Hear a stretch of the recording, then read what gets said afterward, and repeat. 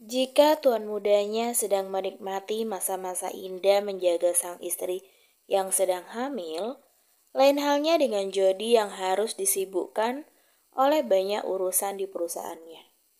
Belum lagi tugas baru dari Abimana, yaitu menyaring siapa saja orang-orang yang benar bisa berada di sekeliling tuan mudanya, baik yang bekerja di rumah keluarga Williams maupun yang bekerja di perusahaan. Bicara tentang karyawan perusahaan, Jody teringat akan seorang manajer yang sempat menjadi perhatiannya beberapa bulan lalu. Manajer itu dulu bisa bekerja di perusahaan Williams karena rekomendasi dari Carla, mantan kekasih Abimana. Jody rasa ia harus mulai mengawasi manajer tersebut. Tok tok tok. Sedang serius berpikir, tiba-tiba suara pintu ruangannya diketuk. Saat pintu itu dibuka, Jody sedikit kaget karena yang masuk ke ruangannya itu adalah orang yang baru saja ia pikirkan. "Permisi Tuan Jody, ada beberapa laporan yang ingin saya bahas," ucap manajer tersebut. "Duduklah," saut Jody sambil menunjuk kursi di depannya. Pria itu masuk dan meletakkan sebuah berkas di atas meja Jody. Namun, saat ia duduk, satu tangannya tampak meraba bawah meja dan menempelkan sebuah benda yang sangat kecil di sana. Sebuah benda yang dapat merekam pembicaraan seseorang di ruangan itu. Perusahaan Williams rencananya akan ikut tender dalam proyek pemerintah setempat untuk pembangunan jalan dan beberapa fasilitas umum lainnya. Karena itu, manajer yang merupakan kaki tangan Carla itu sengaja disuruh untuk memata-matai apa nih rencana perusahaan tersebut agar bisa memenangkan tender. Sebab perusahaan keluarga Carla juga ikut dalam tender yang sama. Jody belum curiga sama sekali tentang alat yang dipasang di bawah mejanya itu. Sang manajer melakukannya dengan sangat rapi dan tenang sehingga tidak ketahuan. Setelah membahas pekerjaannya, ia pun pamit keluar dari ruangan Jody. "Kalau begitu saya permisi dulu Tuan. Saya rasa semua sudah jelas," ucapnya. "Baiklah, Anda boleh keluar." Saat sudah berdiri, dia pura-pura teringat sesuatu. "Oh ya Tuan, mengenai tender pemerintah yang akan kita ikuti nanti, apa belum ada rencana untuk meeting Tuan?" tanyanya. "Aku harus menunggu perintah Tuan Abimana untuk itu. Beliau sedang ada urusan pribadi. Mungkin besok baru masuk dan membahas soal itu," jawab Jody. Pria itu tampak menganggukkan kepalanya. "Oh, baik Tuan. Kalau begitu saya permisi," ucapnya lalu keluar dari ruangan tersebut. Jody melihat gerak-gerik pria itu. Tidak ada yang mencurigakan. Ia pun melanjutkan kembali pekerjaannya. Sementara sang manajer langsung mengirim pesan pada Carla. Begitu dia masuk ke ruangannya sendiri. "Sudah saya lakukan, Nona. Apa suaranya jelas?" "Sangat jelas. Kau memang yang terbaik. Aku akan memberimu bonus untuk ini," balas Carla yang membuat pria itu tersenyum lebar. Di kantornya, Carla tengah memakai earphone di telinganya untuk dapat mendengarkan suara dari alat yang ditempel di meja Jody tadi. Suara dari alat tersebut terdengar begitu jernih. Besok giliran ruangan Abimana pula yang akan ditempelinya alat yang sama. Dengan begitu ia akan mudah mendengarkan semua rencana perusahaan Williams. "Secara perlahan aku akan menghancurkan perusahaanmu, Abim. Aku tidak rela kau bahagia dengan istri jelekmu itu. Aku mau lihat, kalau kau bangkrut, apa istrimu itu masih mau denganmu lagi, ha? Hanya aku yang boleh bersamamu," umpat Carla di ruang kerjanya. Hari ini Carla tampak pergi ke rumah sakit tempat Edward dirawat. Walau bagaimanapun, Edward masih memiliki perusahaan yang cukup besar. Untuk itu, dia berencana ingin mengajak Edward bekerja sama dengannya. Edward sendiri masih berada di ruang rawatnya. Di hari itu juga, Luna menjenguknya setelah menemui dokter untuk medical check up. Gadis itu sudah lama keluar dari rumah sakit setelah kondisinya pulih. "Aku senang akhirnya kau bisa pulang sore ini," ucap Luna. "Kau terlalu lama di rumah sakit." Edward tertawa ringan. Aku juga tidak ingin lama-lama di sini, apalagi sejak kau keluar dari rumah sakit. Aku tidak ada teman mengobrol, keluh Edward. Hei, tiap malam aku menelponmu ya, menanyakan kabarmu. Memang benar, sebelum Luna pulang dari rumah sakit, dia bertukar nomor handphone dengan Edward. Hampir setiap malam dia akan menelpon pria itu untuk menyemangatinya agar cepat sembuh. Tapi aku tidak bisa melihat wajahmu, sanggah Edward. Luna memutar bola matanya. Kok cerewet sekali. Ya udah, lain kali kita video call aja. Edward mengangguk. Itu lebih baik. Ngomong-ngomong, bagaimana pekerjaanmu? Sudah dapat? Tanya Edward yang teringat kalau Luna pernah bilang ia mau mencari pekerjaan setelah keluar dari rumah sakit untuk membantu ibunya membiayai hidup mereka. Luna menggeleng lemah, belum dapat kerjaan yang tetap. Memangnya kau selama ini kerja apa? Tanya Edward penasaran. Kau tidak perlu tahu, yang penting kerjanya halal, jawab Luna. Ia tidak mau jujur pada Edward kalau selama ini dia bekerja serabutan. Membantu cuci piring di restoran, membantu berjualan dagangan milik tetangganya, dan pekerjaan lainnya. Kau tidak kerja yang macam-macam kan? Selidik Edward. Luna berdecak. Ya tidaklah, aku sudah tobat. Aku akan berusaha dari nol. Ia membantu angka nol dengan telunjuk dan jempol yang ia tautkan. Ya udah, aku harus cepat pulang nih. Kasihan ibu menunggu di rumah. Aku pulang dulu ya. Semoga kita bisa bertemu di lain waktu. Pamit Luna. Ia mengusap pundak Edward. Cepat sembuh dan ingat, jangan lakukan hal bodoh lagi. Edward tersenyum tipis lalu mengangguk. Aku harap setelah ini kita akan terus berteman, ucapnya penuh harap. Luna langsung mengangguk menyetujuinya. Setelah berpamitan, ia pun pergi meninggalkan ruangan Edward. Baru saja pintu ruangan Edward ditutup, tiba-tiba terdengar suara pintu dibuka kembali. Edward pikir Luna yang kembali masuk karena ada sesuatu yang dia lupakan. Tapi ternyata yang datang saat itu adalah Carla. Edward langsung memberi tatapan tak suka pada wanita itu. Untuk apa kau datang ke sini? Keluar dari sini. Aku tidak ingin kau datang lagi ke kehidupanku. Usir Edward secara terang-terangan. Bukannya keluar, Carla malah berjalan ke arah Edward. Sombong sekali tuan muda cacat satu ini. Bukannya dulu kau selalu senang kalau aku datang padamu. Seharusnya kau berterima kasih, aku masih meluangkan waktu ingin bertemu denganmu. Ucap Carla dengan sinis. Edward berdecih. Wanita di depannya ini memang sangat tidak punya perasaan. Aku tidak mau berurusan lagi denganmu. Sebaiknya kau pergi dari hadapanku secepatnya. Carla tidak memperdulikan perkataan Edward. Ia malah duduk santai di tepi ranjang rumah sakit. Aku tidak ingin basa-basi. Aku kesini ingin mengajakmu kerjasama. Ada proyek besar dari pemerintah. Aku ingin mengikuti tender proyek itu bersama perusahaanmu. Bagaimana? Kau mau? Tawar Carla tanpa basa-basi. Edward tersenyum sinis. Kenapa? Ingin bersaing dengan perusahaan mantanmu? Masih belum move on juga lagi. Sindir Edward. Wajah Carla langsung masam. Bukan hanya bersaing. Aku ingin perusahaannya hancur dan sepi proyek. Dengan begitu perusahaannya akan segera bangkrut.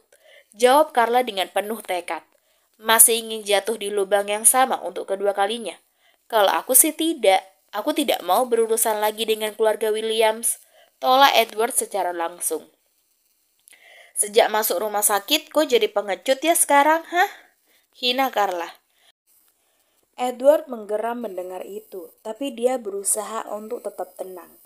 Aku hanya belajar dari kesalahan masa laluku saja. Cih, ternyata kau sudah tidak bernyali lagi. Hardik Carla yang sengaja memancing emosi Edward terus. Ia sengaja ingin membuat pria itu menyetujui permintaannya.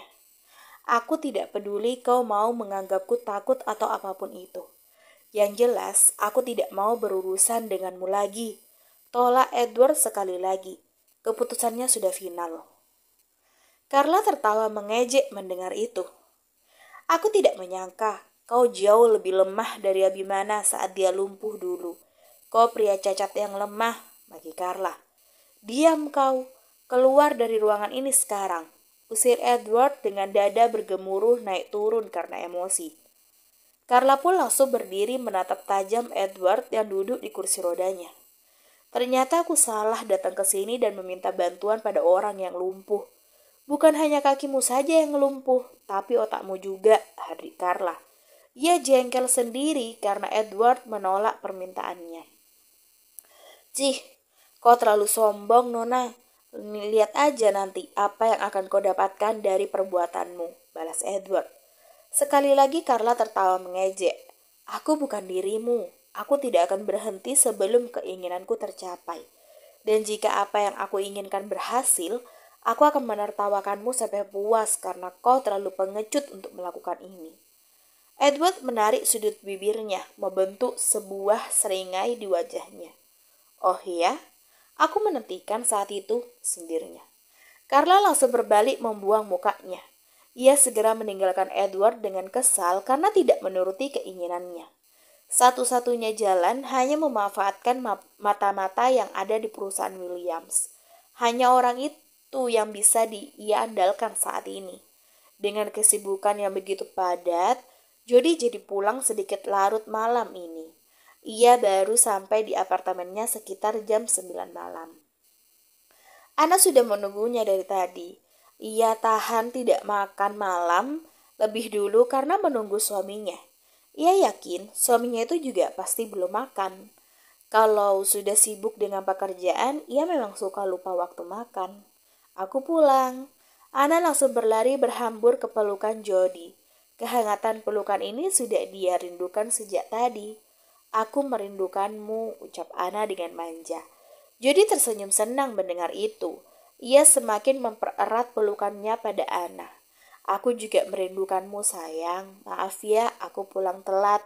Tadi tuan muda tidak datang ke kantor, masih menjaga Nyonya Tiara. Jadi, semua pekerjaan aku yang handle sementara. Jawab Jody sambil mengusap-ngusap punggung istrinya. Ana melerai pelukan menatap Jody dengan lekat. Ia mengerti pekerjaan suaminya. Tidak apa-apa, kau juga sudah libur lama saat kita bulan madu kemarin, jadi sekarang gantian. Jody senang mendengar itu, syukurlah kalau istrinya sangat pengertian. Terima kasih atas pengertianmu, ucap Jody yang diangguki oleh Ana. Selanjutnya, ia menghadiahi sebuah ciuman manis untuk istrinya cukup lama. Dia memang merindukan bibir ini seharian. Setelah merasa cukup, Ana menarik wajahnya. Mandi dulu, nanti kita makan sama-sama. Aku yakin kau belum makan malam kan? Tebak Ana. Apa kau belum makan malam juga? Jody malah balik bertanya.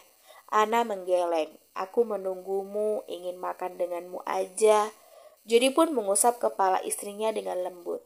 Lain kali makan aja duluan. Aku tidak mau kau kenapa-napa, oke? Baiklah. Jawab Ana agar suaminya tidak cemas. Sementara itu, di rumah keluarga Williams, Abimana masih dalam misi menuruti keinginan sang istri yang sedang hamil. Istrinya itu tiba-tiba saja ingin duduk di balkon kamar mereka sambil minum coklat hangat. Alasannya bayi mereka yang meminta. Sayang, sudah malam, anginnya tidak bagus untuk ibu hamil. Kita masuk aja ke dalam yuk. Aji Abimana dengan hati-hati, jangan sampai istrinya merajuk lagi. Tadi saat makan malam, istrinya kembali berulah. Ia merajuk pada suaminya yang tak mau menghabiskan makanan yang diambilnya. Mau tidak mau, Abimana menghabiskan semua makanan meski perutnya sudah sangat kenyang. Ia harus banyak melatih kesabarannya. Sebentar lagi, tolak Tiara. Ia menunjuk ke gelasnya ke arah Abimana. Coklatnya aja belum habis, tunggu habis dulu ya. Abimana pun mengangguk pasrah. Kalau begitu cepat habiskan ya, setelah ini kita masuk ke dalam. Kasihan bayi kita kedinginan nanti. Bujuk Abimana lagi. Tiara langsung berdecak. Mendengar suara decakan sang istri, Abimana langsung memasang mode siaga agar jangan salah bertindak. Kalau kau mau masuk ya udah masuk aja. Aku mau di sini sampai besok pagi di sini juga nggak apa-apa. Ucap Tiara mulai ngambek. Abimana terdiam sejenak. Untuk kesekian kalinya dia harus mengalah. Sabar Abim, kau tidak boleh marah, tidak boleh. Kau harus sabar menghadapi istrimu yang sedang hamil muda. Turuti saja apa keinginannya. Kalau perlu kalian berdua tidur berdua sekalian di balkon, kata Abimana dalam hati menyemangati dirinya sendiri. Say. Belum lagi Abimana sempat bicara, Tiara sudah lebih dulu berdiri. Aku mau masuk ke dalam aja, di sini dingin. Ucapnya lalu masuk ke dalam kamar. Apa tadi dia bilang? Dingin. Abimana hampir tidak percaya dengan kalimat yang baru keluar dari mulut istrinya. Secepat itukah moodnya berubah? Abimana menghembuskan nafas panjang, lalu masuk mengikuti sang istri ke kamar. Saat di kamar, ujian kesabarannya tampak belum habis. Tiara masih duduk di tepi ranjang dengan raut wajah cemberut. Abimana pun duduk di sampingnya dan mengusap rambut lebatnya dengan pelan. Kenapa sayang? Kenapa wajahmu begitu? Apa anak kita ingin ibunya cemberut seperti itu? Tanya Abimana sekaligus menyindir. Kau menyindirku ya? Tiara langsung menyentak. Tidak sayang, tidak, bukan menyindir. Aku kan hanya bertanya. Jawab Abimana berkilah. Sekuat tenaga dia menahan diri agar tidak tergelak di depan istrinya. Aku lapar tahu, aku dan anak kita lapar lagi nih. Keluh Tiara sambil mengusap-ngusap perutnya. Iya, salahkan aja terus anak kita mumpung dia belum lahir. Batin Abimana. Jadi istriku ini mau makan apa? Mau aku ambilkan sesuatu di dapur untuk dimakan? Tawar Abimana. Tiara tampak menimbang-nimbang. Mau sandwich isi selada dan daging aja boleh. Tapi jangan kau yang buat ya, minta pelayan aja. Nanti kalau kau yang buat rasanya kurang enak, jawab Tiara. Baik sayangku, apapun untukmu. Kau tunggu sebentar di sini ya. Abimana mengecup sekilas kening istrinya sebelum keluar dari kamar itu. Terima kasih, Dedi, teriak Tiara sebelum Abimana menghilang di balik pintu. Abimana hanya tersenyum menanggapinya. Ia pun turun ke dapur untuk minta dibuatkan sandwich isi sayur dan daging untuk sang istri. Masih ada pelayan yang sedang membereskan keperluan di dapur saat itu. Mendengar nyonya muda mereka sedang mengidam minta dibuatkan sandwich, pelayan pun membuatnya dengan cepat. Tak perlu waktu lama, sandwich yang diinginkan sudah selesai. Abimana langsung naik lagi ke atas, membawakan nampan berisi sandwich dan segelas air putih untuk istrinya. Nanti dia pasti sudah tidak cemberut lagi melihat makanan ini. Aku harus minta upah karena sudah susah payah turun ke bawah membawakan ini untuknya. Gumam Abimana dalam hati sebelum masuk ke dalam kamarnya. Abimana pun masuk ke dalam kamarnya. Suasana kamarnya sudah sangat sepi sekali. Hatinya mulai tidak enak. Ia segera melihat ke arah tempat tidur. Di sana dia melihat sang istri sudah tertidur pulas. Bahu Abimana pun meluruh. Dia tidur. Gumam Abimana tidak percaya. Abimana memejamkan matanya sejenak lalu menghembuskan nafas perlahan. Ia meletakkan nampan di atas nakas lalu duduk di tepi ranjang sambil melihat istrinya yang sedang tidur itu. Terdengar suara dengkuran halus dari Tiara. Wanita itu memang benar-benar sudah tidur. Abimana pun hanya bisa pasrah. Perjuangannya membawa sandwich kali ini jadi sia-sia. Ia mendesah pelan, lalu mengusap-ngusap perut Tiara. Anak Dedi sayang, kalau sudah besar nanti kau bertingkah seperti ini, lihat aja. Dedi pasti akan menjewer telingamu sampai panjang sebelah, bisiknya dengan pelan. Selanjutnya ia menarik selimut agar menutupi tubuh istrinya hingga sebatas dada dan memberikan kecupan di kening Tiara. Kau juga sayang, nikmati masa ngidammu ini. Kalau setelah hamil kau mempermainkanku juga, aku tidak akan memberimu ampun. Aku beri hukuman, ucap Abimana dengan membayangkan sesuatu di kepalanya yang membuat ia senyum-senyum sendiri. Bersambung.